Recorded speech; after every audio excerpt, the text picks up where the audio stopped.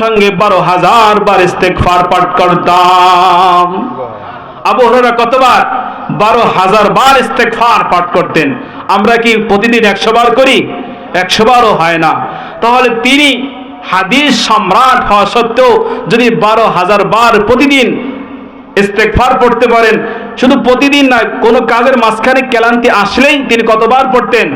12,000 বার। তাহলে আমাদের কতবার পড়তে হবে? আমাদের তো আরো বেশিই পড়তে হবে। তিনি সাহাবী ছিলেন, আল্লাহ পাক তাদেরকে মাফ করে দিয়েছেন। সাহাবীরাও আল্লাহর উপর খুশি, আল্লাহ পাকও সাহাবীদের উপরে খুশি, তারা জান্নাত প্রাপ্ত সাহাবী। এজন্য তারা যদি 12,000 বার পড়ে, আমাদের আরো বেশিই পড়তে হবে, তাই কি না? হ্যাঁ, আমাদের আরো বেশিই পড়তে হবে। হুযায়ফাতুল ইয়ামান রাদিয়াল্লাহু তাআলা আনহু রাসূল আকরাম সাল্লাল্লাহু আলাইহি সাল্লামের দরবারে গেলেন, যে বললেন, ইয়া রাসূলুল্লাহ, ইয়া হাবিবাল্লাহ, কানা ফি লিসানি যারাবুন আলা আহলি। আমি আমার পরিবারের কাছে যখন যাই, আমার মেজাজ গরম হয়ে যায়, আমার মাথা সদা সর্বদা গরম থাকে, আমার মাথা কখনো ঠান্ডা থাকে না। ওগো রাসূল, আপনি এমন কিছু আমাকে আমল দেন যাতে করে আমার পরিবারের সঙ্গে আমি সুন্দর ভাষায় কথা বলতে পারি, যেন আমি প্রতিটা মানুষের সঙ্গে সুন্দরভাবে কথা বলতে পারি, যেন আমার মাথা কখনো গরম না থাকে। রাসূল বললেন, তুস্তাগফিরুল্লাহ 70 মাররা। ওগো হুযায়ফা, তুমি প্রতিদিন 70 বার করে ইস্তেগফার পাঠ করো। সুবহানাল্লাহ। আমাদের অনেকের মাথা গরম আছে না? এই জন্য মাথা ঠান্ডা করার ওষুধ কি? বেশি বেশি ইস্তেগফার পাঠ করতে হবে। যদি আমরা ইস্তেগফার করি, তাহলে আমাদের মাথা দেমা কি হয়ে যাবে? আল্লাহ পাকের রাসূল বলেন, একদম ঠান্ডা হয়ে যাবে। রাসূলের ওয়াদা, আল্লাহ পাকের ওয়াদা। এই জন্য আমরা বেশি বেশি সদা সর্বদা কি পড়বো? ইস্তেগফার পড়বো।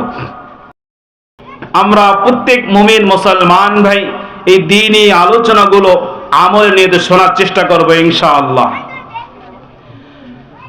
আমি যেই কালামুল্লাহ শরীফ থেকে সূরা নূহ 29 নম্বর পার, সূরা নূহ থেকে 10 নম্বর আয়াত তেলাওয়াত করেছি, এবং মুসলিম শরীফ থেকে একটি হাদিস পাঠ করেছি। এই হাদিসের আলোকে মুফাসসিরিন ইকরামরা, মুহাদ্দিসিন ইকরামরা যে সমস্ত আলোচনা করেছেন, সেই আলোচনার দিকে ইনশাআল্লাহ যাওয়ার চেষ্টা করব। তো আমরা সকলে মহাব্বতের সাথে শুনব। আমরা যদি কোনো মুমিন মুসলমানকে জিজ্ঞেস করি, আমরা যেহেতু মুমিন মুসলমান, কেউ যদি কোনো অপরাধ করে, অপরাধ করার ফলে তার অপরাধকে আমরা ক্ষমা করে দেই, ক্ষমা চাওয়া ছাড়াই কি ক্ষমা করি, নাকি ক্ষমা চাইলে ক্ষমা করি? অপরাধ করার পরে যদি ক্ষমা চাই, এরপর আমরা কি করি? ক্ষমা করে দেই। ঠিক তদ্রূপ ভাবে আল্লাহ পাক রব্বুল আলামিন, বান্দার অনেক অপরাধ আছে, আল্লাহ পাক দয়া করে মায়া করে এমনি এমনি ক্ষমা করে দেয়। কিন্তু যে সমস্ত বড় গুনাহ, কবিরা গুনাহ, যেটাকে আমরা বাংলা ভাষায় বুঝি মহাপাপ, বড় গুনাহ, এগুলো তওবা ছাড়া আল্লাহ পাক কি করেন না? ক্ষমা করেন না। এই কবিরা গুনাহ থেকে যদি আমরা নিষ্কৃতি পেতে চাই, যদি মুক্ত হতে চাই, নিষ্পাপ মাসুমের মতন যদি হতে চাই, আমাদেরকে অবশ্যই তওবা করতে হবে। কি করতে হবে? তওবা করতে হবে, আল্লাহ পাক রব্বুল আলামিনের কাছে ক্ষমা চাইতে হবে। যদি আমরা ক্ষমা না চাই, আল্লাহ পাক আমাদেরকে ক্ষমা করবেন না। আমাদেরকে সদা সর্বদা বেশি বেশি ক্ষমা চাইতে হবে, বেশি বেশি ইস্তেগফার পড়তে হবে। আজ আমাদের আমলের বিষয় থাকবে বেশি বেশি ইস্তেগফার কেন পড়ব। আল্লাহ পাক ইস্তেগফারের ব্যাপারে কোরআনে কারীমে কি বলেছেন, এবং হাদিসে রাসূল আকরাম সাল্লাল্লাহু আলাইহি সাল্লাম কি বার্তা দিয়েছেন ক্ষমার ব্যাপারে। আমরা বেশি বেশি ইস্তেগফার কেন পড়ব? এক নম্বর, ইস্তেগফার এই জন্য বেশি পড়ব, আমার মুসলমান ভাইরা, আল্লাহ পাক রব্বুল আলামিন অসংখ্য অগণিত নবী রাসূলগণের মধ্যে নূহ আলাইহিস সালামকে বিশেষ একজন নবী হিসেবে পৃথিবীর বুকে প্রেরণ করলেন। ঐতিহাসিকগণরা নূহ আলাইহিস সালামকে দ্বিতীয় আদম বলেন। এই নূহ আলাইহিস সালামকে আল্লাহ পাক রব্বুল আলামিন দাওয়াতের কাজ দিয়ে পৃথিবীর বুকে প্রেরণ করলেন।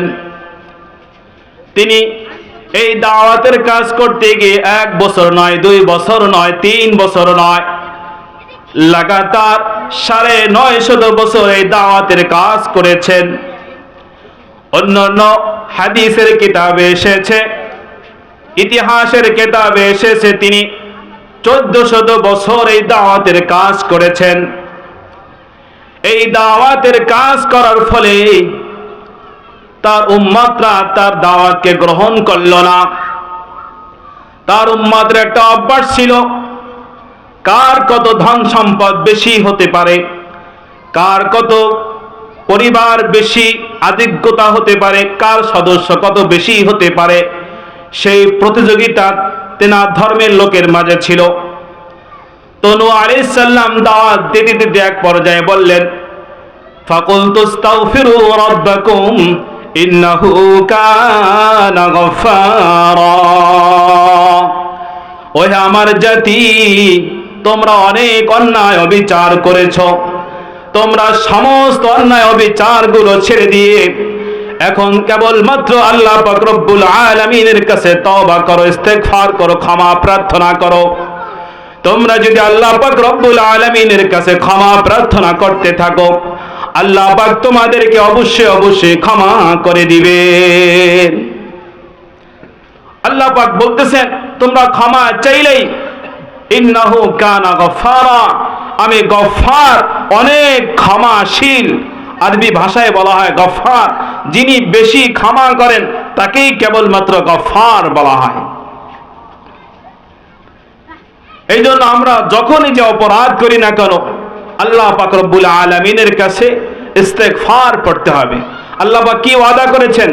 ইস্তেগফার পড়লে কি করবেন? ক্ষমা করে দিবেন। কি করবেন? ক্ষমা করে দিবেন। 1 নম্বর, এই জন্য ইস্তেগফার পড়বো, আল্লাহ পাক ক্ষমা করে দিবেন।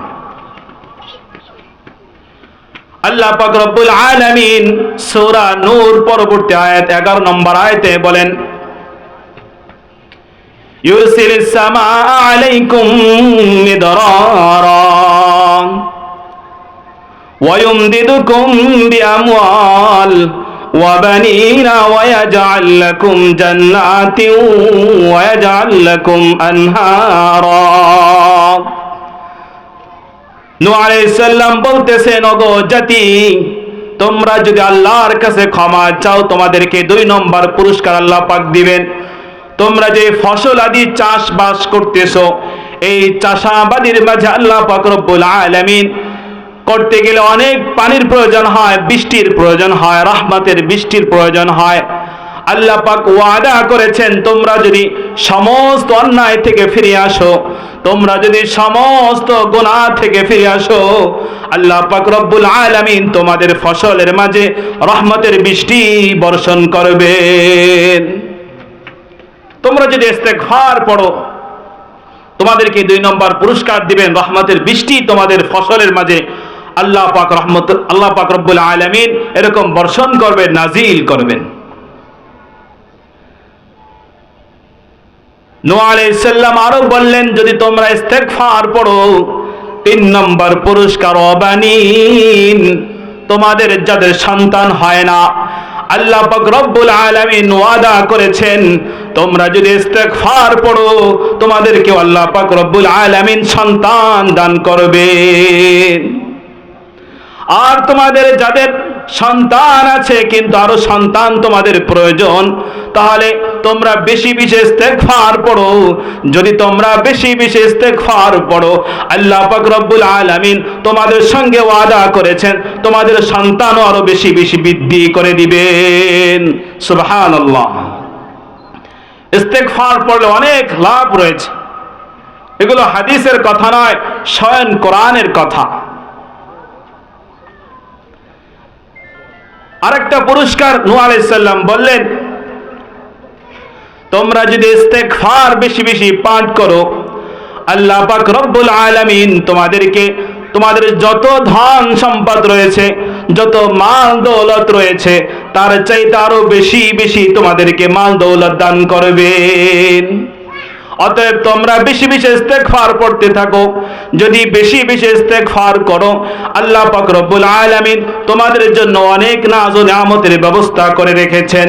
আল্লাহ পাক রব্বুল আলামিন তার পরবর্তী আয়াতে বলেন, ওয়াজআল লাকুম জান্নাত ওয়াজআল লাকুম জান্নাতিন ওয়াজআল লাকুম আনহারা।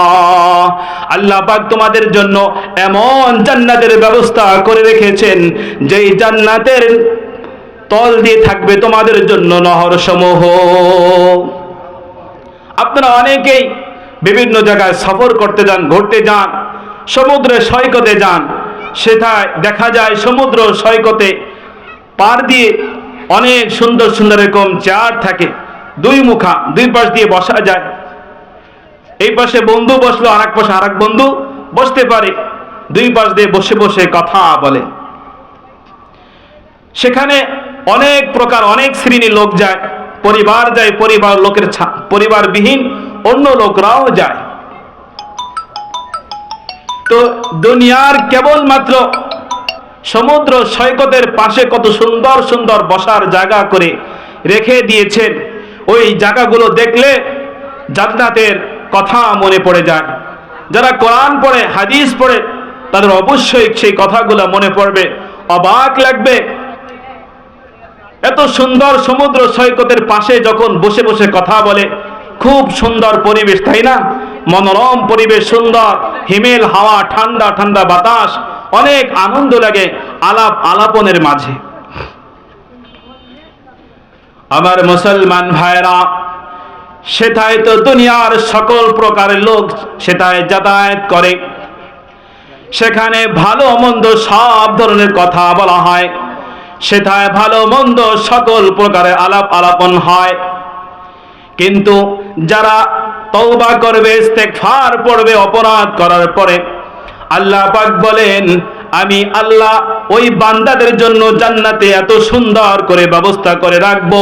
দুনিয়া তো সেই সমুদ্র সৈকতে পচা গান্দা পানি, সেখান থেকে সুগন্ধি বের হয় না, দুর্গন্ধ বের হয়। কিন্তু কাল কিয়ামতের ময়দানে আমি তওবাকারীদেরকে এত সুন্দর সুন্দর জান্নাত দান করব, যেই জান্নাতের তল দিয়ে দুধের নহর প্রবাহিত হতে থাকবে। হাম মুসলমান হ্যাঁ, हम में मुसलमानी नहीं, दिल में ईमान है तो फिर क्यों ईमान पर चलता नहीं। जिंदगी में बंदगी तू करना है, जिंदगी बेबंदगी शर्मिंदा है। কবি বলেন, হে মুসলমান, তুমি তো নামে মুসলমান হয়েছ, কিন্তু তোমার মাথা থেকে পায়ের তালু পর্যন্ত দেখলে মনে হয় না তুমি একজন মুসলমান। কেমন মুসলমান হইরা রে যুবক, তোমাকে দেখলে বোঝা যায় না তুমি যে একজন মুসলমানের সন্তান। তোমাকে তো এমন হতে হবে যাতে করে তোমার চেহারার দিকে তাকাইলেই শুধু মুসলমান নয়, তোমাকে দেখলে আল্লাহ পাক রব্বুল আলামিনের কথা স্মরণ হবে, নবীর কথা স্মরণ হবে, মুসলমানদের কথা স্মরণ হবে। আজ আমরা মুসলমান, আমাদেরকে দেখলে অনেক কষ্ট লাগে, মায়া লাগে, যে আমি কি মুসলমান নাকি মুসলমান না, সেটা চিনতে অনেক কষ্ট হয়ে যায়। এই জন্য আমাদেরকে প্রকৃত পক্ষে খাঁটি মুমিন মুসলমান হতে হবে। জীবনে যত অপরাধ করেছি, অপরাধ করা এটা বড় বিষয় নয়, কিন্তু অপরাধ করার পরে তওবা না করা হচ্ছে অত্যন্ত কঠিন বিপজ্জনক অবস্থা। যখন আপনি অপরাধ করে আল্লাহর কাছে ক্ষমা চাইবেন, আল্লাহ পাক আপনার প্রতি সম্পূর্ণ রহমতের দ্বারগুলো খুলে দিবেন এবং আপনার দিকে রহমতের দৃষ্টিতে তাকিয়ে থাকবেন, আমার বান্দা দেখি কি করে। এই জন্য অপরাধ হয়ে গেলে নৈরাশ হওয়া যাবে না, আল্লাহর কাছে ক্ষমা তাৎক্ষণিক চাওয়ার চেষ্টা করা। যদি তওবা বিহীন আপনি অপরাধ করে, আল্লাহ পাক সকলকে হেফাজত করুক, যদি অপরাধ করে সঙ্গে সঙ্গে মারা যান তাহলে তো খুব কঠিন নাজুক অবস্থা হয়ে যাবে। এই জন্য অপরাধ করার পরে সঙ্গে সঙ্গে তওবা করে নেব, সঙ্গে সঙ্গে ইস্তেগফার করে নেব, ঠিক কিনা? আমাদেরকে বেশি বেশি ইস্তেগফার পড়তে হবে। যদি আমরা বেশি বেশি ইস্তেগফার পড়ি তাহলে আমাদের কি লাভ রয়েছে? আল্লাহ পাক রব্বুল আলামিন অগণিত রাসূলগণের মধ্যে হুদ নবীকেও আল্লাহ পাক তার কওমের কাছে পাঠিয়েছেন। যেই কওমের কাছে পাঠিয়েছিলেন কওমে আদ, ওনাদের কাছে আল্লাহ পাক রব্বুল আলামিন হুদ নবীকে প্রেরণ করেছেন। 12 নম্বর পারায় সূরাতুল হুদের 52 নম্বর আয়াতে বলেন, ওয়া কওমিস্তাগফিরু রাব্বাকুম ওয়া কওমিস্তাগফিরু রাব্বাকুম, ওহে আমার কওম, ওহে আমার জাতি, তোমরা আল্লাহর কাছে বেশি বেশি ইস্তেগফার পড়ো। কওমে আদের লোকরা বললেন, ওগো নবী, আমরা যদি বেশি বেশি ইস্তেগফার করি আমাদের কি লাভ হবে? নবী হুদ আলাইহিস সালাম বললেন, ইউরসিলিস সামাআ আলাইকুম মিদরারা, তোমরা যদি আল্লাহর কাছে ক্ষমা চাও, তোমরা যদি আল্লাহর কাছে তওবা করো, আল্লাহ পাক রব্বুল আলামিন তোমাদের ফসলের মাঝে বৃষ্টি বর্ষণ করবেন। আর কি লাভ হবে? হুদ আলাইহিস সালাম বললেন, তোমরা যদি তওবা করো, ইস্তেগফার পড়ো, সমস্ত অন্যায় থেকে যদি তোমরা ফিরে আসো, একমাত্র আল্লাহ পাক রব্বুল আলামিনের দুয়ারে যদি তোমরা চলে আসো, আল্লাহ পাকের ইবাদত বন্দেগী যদি তোমরা করো, তোমরা যে বিষয় নিয়ে গর্ব করো সেই বিষয় তোমাদেরকে আল্লাহ পাক রব্বুল আলামিন অনেক বৃদ্ধি করে দিবেন।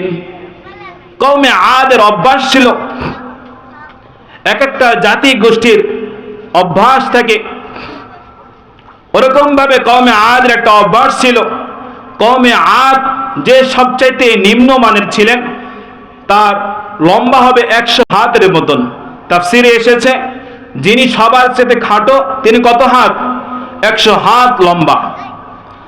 আর যিনি একদম হাই লেভেলের লম্বা তিনি 400 হাত পর্যন্ত লম্বা ছিলেন। সুবহানাল্লাহ! কত হাত? 400 হাত পর্যন্ত লম্বা। তো এই কওমে আদের যুগের প্রথা ছিল কার কত শক্তি, কার কত শক্তি দেখাইতে পারে, কার কত শক্তি আছে সেটা নিয়ে বাহাদুরি চলতো। এই জন্য কওমে আদের ইতিহাস পড়লে দেখবেন তারা পাহাড় কেটে কেটে, অনেক লম্বা লম্বা পাহাড়, সেগুলো কেটে কেটে তারা ঘর বাড়ি বানিয়েছে। ও আমার মুসলমান ভাইরা, এই কওমে আদের প্রতিযোগিতা ছিল কার চাইতে কার শক্তি বেশি, কে কার চাইতে বেশি বাহাদুর। এই বাহাদুরের প্রতিযোগিতা হতো। ওই সময় হুদ আলাইহিস সালাম তাদের কাছে যখন দাওয়াত নিয়ে গেলেন, কওম তারা আবদার করলেন, ওগো নবী, আমরা তো তওবা করব, ইস্তেগফার পড়ব, আপনার কথা অনুযায়ী আমল করার চেষ্টা করব, আমাদের কি লাভ হতে পারে আপনি বলুন। আল্লাহ পাক রব্বুল আলামিন ওয়াদা করলেন, তোমরা যদি তওবা করো তাহলে আমি আল্লাহ ওয়ায়াজিদুকুম কুওয়াতান ইলা কুওয়াতিকুম ওয়ালা তাতাওয়াল্লাউ মুজরিমিন, তোমরা যদি তওবা করো, ইস্তেগফার পড়ো, আমি আল্লাহ তোমাদের যার যতটুকু শক্তি রয়েছে তার চাইতে দ্বিগুণ শক্তি আমি তোমাদেরকে বৃদ্ধি করে দিব। তাহলে ইস্তেগফার পড়লে আল্লাহ পাক কি ওয়াদা করেছেন? শক্তি বৃদ্ধি করে দিবেন। ইস্তেগফার পড়লেই শক্তি বৃদ্ধি হবে। আজ আমরা শক্তি যোগানের জন্য অনেক সময় অনেক ওষুধ সেবন করে থাকি, বিভিন্ন ভিটামিনের ওষুধ খেতে থাকি শক্তি যোগানের জন্য, কিন্তু দেখা যায় ওষুধ খাওয়ার পরেও শরীরে এনার্জি আসে না, দুর্বলতা থেকেই যায়। আপনি যতই ঔষধ খান, যদি আমল না করেন, সুন্নাত মোতাবেক যদি না চলেন, শক্তি কোত্থেকে আসবে? খুব ভালো করে শোনার চেষ্টা করুন, আমলের নিয়তে শুনবেন। মুফাসসির কেরামরা বলেন আল্লাহ পাকের ওয়াদা অনুযায়ী কোন ব্যক্তি যদি কোনো কর্ম করতে গিয়ে সম্বলহীন হয়ে যায়, শক্তিহীন হয়ে যায়, দুর্বল হয়ে যায়, আপনি অনেক দূরে গিয়েছেন, আপনার গাড়িতে করে আসার টাকা নাই, শেষ হয়ে গিয়েছে, বাজার থেকে বাড়িতে আসতে হবে হেঁটে হেঁটে, পকেটে টাকা নাই, মুফাসসিরে কেরামরা বলেন ওই ব্যক্তি যদি ইস্তেগফার পড়তে পড়তে বাড়ির দিকে পা যদি হাঁটি হাঁটি পা অগ্রসর করে, আল্লাহ পাক রব্বুল আলামিন তার হাঁটার মাঝে শক্তি দান করে দিবেন। শক্তি কি করবেন? আল্লাহ পাক বৃদ্ধি করে দিবেন। তাহলে যখন আমরা এরকম পকেটে টাকা শেষ হয়ে যাবে, হাঁটতে যখন চাইবো, তখন ইস্তেগফারে আমল করি, আল্লাহ পাকের ওয়াদা অনুযায়ী আপনার শক্তি আল্লাহ পাক বৃদ্ধি করে দিবেন। কোন কৃষক যদি ক্ষেত খামার করতে গিয়ে প্রচন্ড রোদের কারণে ক্লান্ত হয়ে গিয়েছে, ফসল আদির কাজ বাজ করতে যাওয়ার কারণে অনেক দুর্বল হয়ে গিয়েছে, দুর্বল হয়ে যাওয়ার কারণে অনেক সময় দেখা যায় মাঠে ময়দানে বেহুশ হয়ে যায়, পড়ে যায়, মুফাসসিরিনে কেরামরা বলেন আল্লাহ পাকের কথা অনুযায়ী, আল্লাহ পাকের ওয়াদা অনুযায়ী যখন কোন কৃষক এরকম কৃষকের কাজ করতে করতে ক্লান্তি চলে আসবে, তখন সে যদি সামান্য কাজ বন্ধ করে কয়েকবার ইস্তেগফার আমল করে, আস্তাগফিরুল্লাহ আস্তাগফিরুল্লাহ আস্তাগফিরুল্লাহ, এরকম যদি ইস্তেগফার আমল করতে থাকে, আল্লাহ পাক রব্বুল আলামিন ওই কৃষকের শক্তি আল্লাহ পাক বৃদ্ধি করে দিবেন। তাহলে আমরা কর্ম যখন করতে যাব, ক্লান্তি যদি চলে আসে, তাহলে কি আমল করব? ইস্তেগফার পড়ব, আস্তাগফিরুল্লাহ, বলেন আস্তাগফিরুল্লাহ আস্তাগফিরুল্লাহ। আমরা ইস্তেগফার পড়তে থাকি, অনেক সময় গয়নের জায়গায় কাফ পড়ে ফেলি, অনেকে আস্তাগফিরুল্লাহ পড়ে ফেলি। আমরা চিন্তা করি না, অনেকে বাংলা দেখে ইস্তেগফার পড়ি, আস্তাগফিরুল্লাহ আস্তাগফিরুল্লাহ পড়লে যে কি অর্থ আসে কখনো চিন্তাও করি নাই। আস্তাগফিরুল্লাহ যদি পড়ি, তাহলে আমার এই অর্থ হবে, ওগো আল্লাহ আপনি আমাকে কাফের বানিয়ে দেন, নাউযুবিল্লাহ। তাহলে আস্তাগফিরুল্লাহ পড়া যাবে না, কি বলতে হবে? আস্তাগফিরুল্লাহ, গয়ন উচ্চারণ করতে হবে, গ আস্তাগফিরুল্লাহ পড়তে হবে। তাহলে কৃষক যদি এরকম কাজ করতে করতে ক্লান্তি তার চলে আসে, সে কি পড়বে? ইস্তেগফার পড়বে। আমার যে সমস্ত যুবক ভাইরা রয়েছে, পড়াশোনা করে, মাদ্রাসায় পড়াশোনা করে, কলেজ ভার্সিটিতে পড়াশোনা করে, এক সাবজেক্ট পড়তে পড়তে ক্লান্তি চলে আসে, এক সাবজেক্ট পড়তে পড়তে ক্লান্তি চলে আসে, অঙ্ক করতে গেলে ক্লান্তি চলে আসে, ইংরেজি পড়তে গেলে ক্লান্তি চলে আসে। মুফাসসিরিনে কেরামরা বলেন আল্লাহ পাকের কথা অনুযায়ী, ওয়াদা অনুযায়ী কোন ছাত্র এবং কোন তলবে ইলম, কোন স্টুডেন্ট যদি পড়ার ফাঁকে ফাঁকে যদি ক্লান্তি যখন চলে আসবে, তখন যদি নিয়মিত কয়েকবার ইস্তেগফার পাঠ করে, আল্লাহ পাক রব্বুল আলামিন ওয়াদা করেছেন ওই স্টুডেন্টদের, ওই তলবে ইলমদের আল্লাহ পাক রব্বুল আলামিন শক্তি দান করে দিবেন। তাহলে যারা ছাত্র রয়েছে, পরীক্ষার সময় দেখা যায় অনেক ক্লান্তি চলে আসে, সেই খাবার খায়, অনেক সুন্দর সুন্দর খাবার খায়, তবু ক্লান্তি দূর হয় না। ক্লান্তি ওষুধের সাথে দূর হবে না, আল্লাহ পাকের দিকে মুতাওয়াজ্জহ হতে হবে, আল্লাহর দিকে ফিরতে হবে। ইস্তেগফার করলেই আল্লাহ পাকের দিকে ফেরা যায়, অন্য কোনো মাধ্যম নাই ফেরার। এই জন্য কি করব? আমরা যারা ছাত্র রয়েছি, পড়াশোনার ফাঁকে ফাঁকে ক্লান্তি যখন চলে আসবে, তখন কি করব? কিছুক্ষণ পর অফ রেখে ইস্তেগফারের আমল করব। আমাদের বাসা বাড়িতে যেই সমস্ত মা বোন রয়েছেন, সংসারের কাজ করতে করতে অনেক ক্লান্তি চলে আসে, ছেলে মেয়েকে প্রস্তুত করে দিতে দিতে অনেক ক্লান্তি চলে আসে, স্বামীকে প্রস্তুত করে দিতে দিতে অনেক ক্লান্তি চলে আসে। মুফাসসিরিনে কেরামরা বলেন বাসা বাড়ির মা বোনরাও যদি কাজের ফাঁকে ফাঁকে যদি ক্লান্তি যখন চলে আসবে, তখন কাজগুলো যদি অফ রেখে একাগ্র চিত্রে যদি আল্লাহ পাক রব্বুল আলামিনের কাছে তওবা করে ইস্তেগফার পড়ে, তাহলে আল্লাহ পাক রব্বুল আলামিনও ওই মা বোনদের কাজের মাঝে শক্তি বৃদ্ধি করে দিবেন। তাহলে যে কোনো কাজ করতে গেলে যদি আমরা ইস্তেগফার আমল করি তাহলে আল্লাহ পাক রব্বুল আলামিন আমাদের কাজের মাঝে কি দান করবেন? শক্তি দান করবেন ইনশাআল্লাহ। সকলে ইস্তেগফার আমল করব তো ইনশাআল্লাহ। ওষুধ যতই খাই ওষুধে কাজ করবে ইনশাআল্লাহ। দোয়া পড়ে ইনশাআল্লাহ ওষুধ সেবন করব, পাশাপাশি ইস্তেগফার আমল করব। ডাক্তারের ওয়াদা চাইতে কার ওয়াদা বেশি শক্তিশালী? আল্লাহ পাকের ওয়াদা। আল্লাহ পাক নিজেই ওয়াদা করেছেন, তোমরা দুর্বল হয়ে গেলে ইস্তেগফার পাঠ করো, আমি আল্লাহ তোমাকে শক্তি দান করব। সুবহানাল্লাহ। এই জন্য ইস্তেগফার আমাদেরকে পড়তে হবে। যখন আমরা দুর্বল হয়ে যাব আমাদেরকে বেশি বেশি ইস্তেগফার পড়তে হবে। বিশ্বনবী জনাবে মুহাম্মদ রাসূলুল্লাহ সাল্লাল্লাহু আলাইহি সাল্লাম বলেন, মুসলিম শরীফে এসেছে, ইয়া আইয়ুহান নাসু তুবু ইলাল্লাহ ওয়াস্তাগফিরুহু فإني أتوب إليه في اليوم 100 مرة।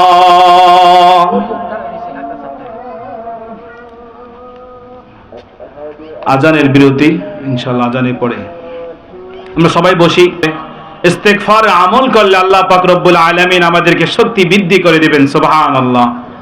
তো রাসূল বলেন, মুসলিম শরীফ এসেছে, ওগো দুনিয়ার মুমিন মুসলমান, তোমরা সবাই আল্লাহ পাক রব্বুল আলামিনের কাছে তওবা করো, ইস্তেগফার করো।